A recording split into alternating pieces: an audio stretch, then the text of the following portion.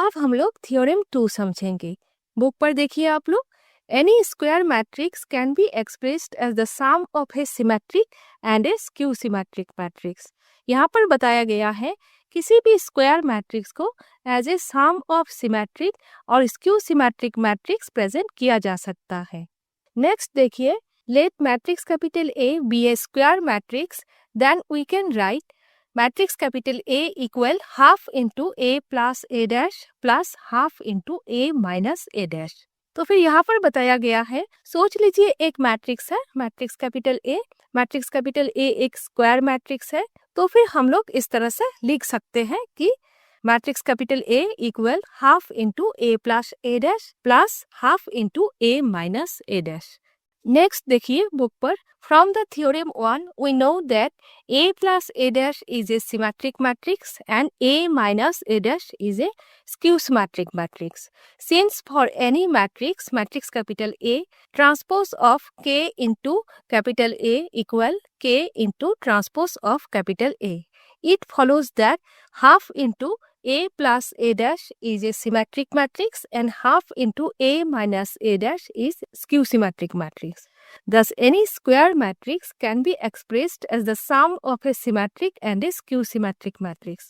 तो फिर यहाँ पर बताया गया है कि थ्योरम 1 पर हम लोगों ने किया था a प्लस a डैश एक सिमेट्रिक मैट्रिक्स है। आप लोग मेरे इसके पहले के वीडियो थ्योरम 1 देख लीजिएगा, ठीक है।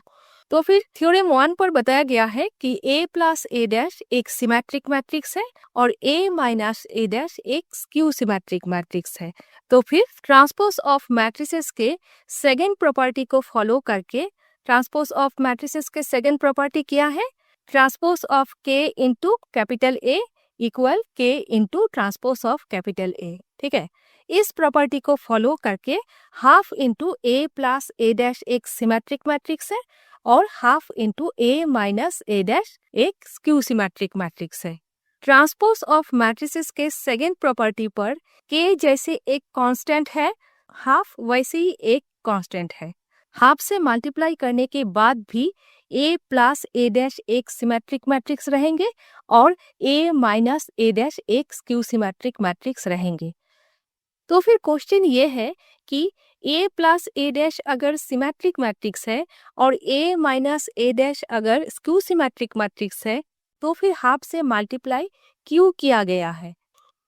क्योंकि symmetric matrix plus skew symmetric matrix equal matrix capital A होना है। फिर से बता देती हूँ, क्योंकि symmetric matrix plus skew symmetric matrix करने के बाद मैट्रिक्स कैपिटल A होना पड़ेगा। हाफ से मल्टीप्लाई नहीं करेंगे तो फिर इक्वल मैट्रिक्स कैपिटल A नहीं होगा। इक्वेशन को बैलेंस पे करने के लिए हाफ से मल्टीप्लाई करना जरूरी है, a प्लस a डैश को और a माइनस a डैश को, ठीक है। इसीलिए हाफ से मल्टीप्लाई किया गया है।